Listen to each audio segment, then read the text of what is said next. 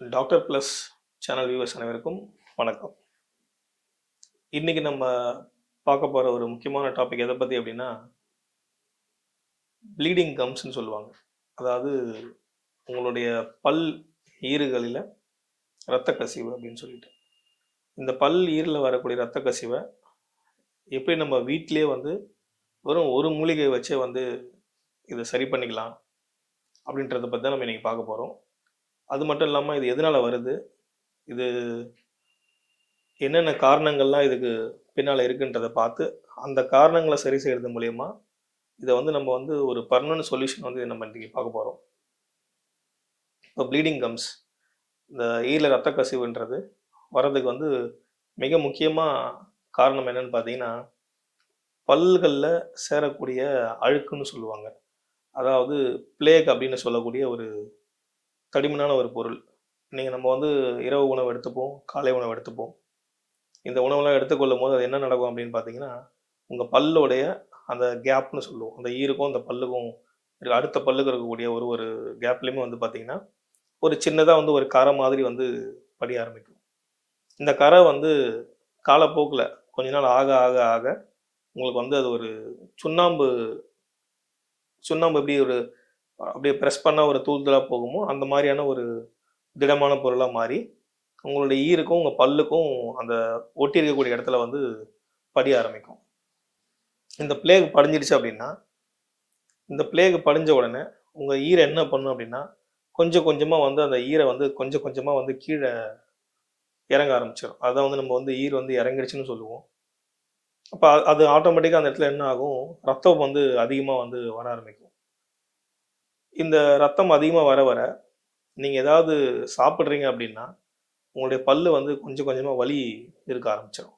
இந்த பல் வலி வரும் பொழுதே நீங்கள் என்ன பண்ணுவீங்கன்னா உடனே ஒரு டாக்டர்கிட்ட போயிடுவீங்க.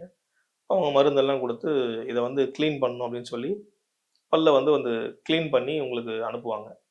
இதை அனுப்பிட்டாலும் அந்த இறங்கின ஈர் வந்து அவ்வளோ சீக்கிரம் திரும்ப வராமல் அடிக்கடிக்கு வந்து இரத்த கசிவு வந்து வந்துக்கிட்டே இருக்கும். இந்த இரத்த கசிவுனால நீங்கள் வந்து வெளியில் எங்கேயாவது போய் பேசணும் அப்படின்னா அங்கே வந்து ஒரு பேட் பிரீத்னு சொல்லக்கூடிய ஒரு ஸ்மெல் வந்து உங்களுடைய வாய் துர்நாற்றம் வந்து அதிகமாக வர ஆரம்பிக்கும். அது மட்டும் இல்லாமல் இந்த இந்த பிளேக் என்ன பண்ணும் அப்படின்னா உங்களுடைய அந்த அடுத்த பல்லு இருக்கக்கூடிய கேப்பை வந்து இன்னும் பெருசு பண்ண ஆரம்பிக்கும். பல் வந்து கொஞ்சம் கொஞ்சமாக தள்ளி போக ஆரம்பிச்சு பல் வந்து தன்னுடைய அந்த பிடிமானத்தை வந்து இழந்து பல் லூஸாகவே ஆகிற அளவுக்கு வந்து இந்த பிளேகுன்றது வந்து பார்க்கும். இது வந்து ஃபஸ்ட்டு ஸ்டெப்பு. இப்போ தான் உங்களுக்கு பிளேக் வருது அப்படின்னா இதெல்லாம் கொஞ்சம் கொஞ்சமாக வர ஆரம்பிக்கும். இதோட அடுத்த கட்டம் வந்து பார்த்தீங்க அப்படின்னா டார்டார்னு சொல்லுவாங்க. அந்த டார்டார் வந்து இந்த பிளேகை விட பல மடங்கு வந்து ரொம்ப ஒரு திடமான பொருளாக மாறி உங்களுடைய பல் முழுக்க வாய் முழுக்க வந்து அது தன்னால் வந்து கரகரையாக வந்து அந்த பல்லுக்கும் அடுத்த பல்லுக்கு இருக்கக்கூடிய அந்த கேப்பில் மட்டும் அது கரகரையாக வந்து வர ஆரம்பிச்சிடும். ஸோ இப்போ இந்த கரகரையாக வர்றத வந்து நீங்கள் என்ன ப்ரஷ் போட்டு தேய்ச்சாலும் என்ன பண்ணாலும் இதை வந்து சரி பண்ணவே முடியாது. இதுலேருந்து ரத்தம் வந்து கசிஞ்சுக்கிட்டே இருக்கும். அப்போது இது ஏன் வருது அப்படின்னா சில பேருக்கு வயிறுலேருந்து வரக்கூடிய அசிடிட்டின்னு சொல்லக்கூடிய அமிலம் அதிகமாக இருந்தாலுமே வந்து பார்த்திங்கன்னா பல்லேருந்து கொஞ்சம் கொஞ்சமாக வந்து இரத்த கசிவு வந்து ஏற்பட ஆரம்பிக்கும். அப்போ இதெல்லாம் நீங்கள் சரி செஞ்சால் மட்டும்தான் இந்த மூல காரணங்கள் என்னன்னு தெரிஞ்சு இதை சரி செஞ்சால் மட்டும்தான் இந்த பல் ஈரிலேருந்து வரக்கூடிய இரத்த கசிவை டோட்டலாக வந்து நீங்கள் ஸ்டாப் பண்ண முடியும். அது மட்டும் இல்லாமல் சில பேர் வந்து ஹார்ட்டில் இஷ்யூஸ் இருக்கும். அவங்க வந்து ரத்தம் உறையக்கூடாதுன்றதுக்காக வந்து சில மருந்து மாத்திரைகள் உள்ள எடுத்துப்பாங்க. ஆஸ்பிரின் அந்த மாதிரி மருந்துகள்லாம் உள்ளே எடுத்துப்பாங்க. அதை எடுத்துக்கும் பொழுது எப்பயாவது ஈரில் வந்து இரத்த கசிவு ஏற்பட்டால் அந்த இரத்த கசிவு வந்து நிற்காம இன்னும் அதிகமாக வந்து ரத்தம் கசிஞ்சிட்டே இருக்கக்கூடிய நிலைமை ஏற்படும். ஸோ அந்த மாதிரி சமயங்களில் அது மட்டும் இல்லாமல் இன்னொரு பேருக்கு வந்து சில பேர்களுக்கு ப்ரெக்னன்சி டைமில் இரத்த கசிவு வந்து ஈரை சுற்றி ஏற்படும். ஸோ இந்த மாதிரி எந்த இரத்த கசிவு இருந்தாலும் உள்ள நம்ம அவங்ககிட்ட கூப்பிட்டு கேட்டோம்னா எனக்கு எந்த விதமான இன்ஃபெக்ஷனும் இல்லை அப்படின்ற மாதிரி சொல்லுவாங்க. கண்டிப்பாக எந்த இன்ஃபெக்ஷனும் இல்லாமல் உங்களுக்கு வந்து இரத்த கசிவுன்றது அவ்வளோ எளிமையாக வந்து வந்துடாது. இன்னும் லுக்கேமியான்னு சொல்லக்கூடிய பிளட் கேன்சர் இருக்கக்கூடிய பேஷண்ட்டுக்கும் இந்த மாதிரி வந்து பல் ஈறுகளில் வந்து இரத்த கசிவு வந்து அதிகமாக வர ஆரம்பிக்கும். உங்களுடைய பல் ஈறு அப்படின்றது வந்து பார்த்தீங்கன்னா டைரெக்டாக உங்களுடைய கல்லீரல்னு சொல்லக்கூடிய லிவர் கூட சம்மந்தப்பட்ட ஒரு இடமா நம்ம பார்க்கணும். ஸோ அங்கே சில தொந்தரவுகள் இருந்தாலும் உங்களுடைய பல் வந்து அதிகமாக பல் அந்த ஈர் கசிவு, ரத்த கசிவு வந்து ஏற்பட்டுரும். ஸோ நெறைய டயபெட்டிக் பேஷண்ட் வந்து பார்த்தீங்கன்னா, அதனால தான் வந்து ஈர வந்து தன்னோட வலுவிழந்து, பல்லு வந்து சீக்கிரமா விழுறத நம்ம பார்ப்போம். அதுக்கு மிக முக்கிய காரணம் வந்து பார்த்தீங்கன்னா, உங்களுடைய லிவர் தான்.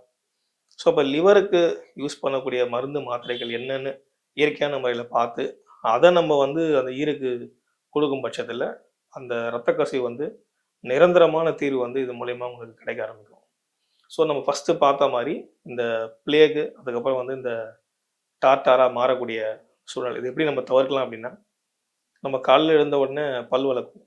சில பேர் என்ன பண்ணுவாங்கன்னா, பல் விளக்குறன்ற பேர்ல ரொம்ப நேரம் பல்ல கிளீன் பண்ண ஆரம்பிச்சு, ரொம்ப அழுத்தி தேய்ச்சு, அந்த பல்லோட அந்த ஈர எல்லாமே வந்து டேமேஜ் பண்ணிடுவாங்க.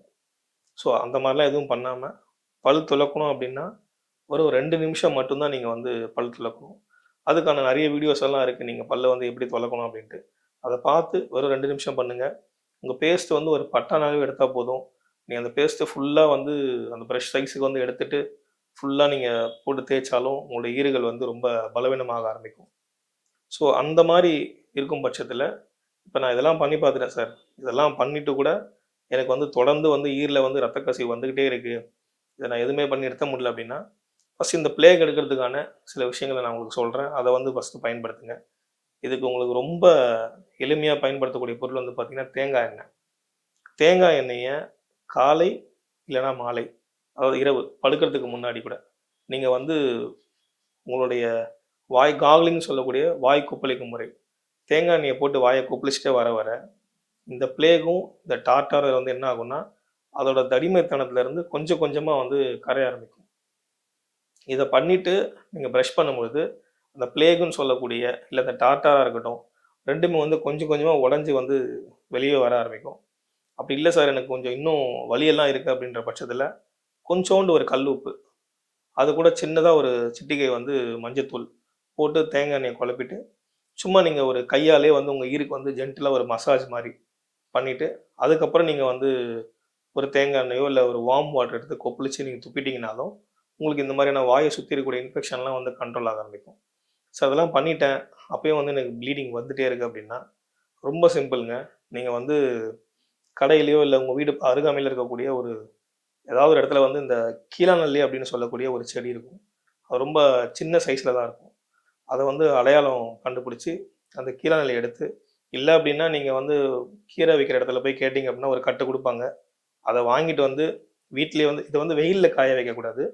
நிழல்ல காய வச்சு, பொடி செஞ்சு, ஒரு கண்ணாடி பாட்டில்ல போட்டு எடுத்து வச்சுக்கலாம். எடுத்து வச்சுக்கிட்டு, நீங்க சாப்பிட்டதுக்கப்புறம் நைட்டு போறதுக்கு முன்னாடி, அத அந்த பொடியோ, இல்ல டைரக்ட்டான அந்த கீழாநெல்லியோ எடுத்து, உங்க கைகளால பிரஷ்ஷ யூஸ் பண்ணாம, உங்க கைகளால உங்கள ஈர சுத்தி வந்து நல்லா தேய்ச்சு கிளீன் பண்ணிட்டு, அதுக்கப்புறம் நீங்க வந்துட்டு வாய் கொப்பளிச்சு துப்பிடலாம்.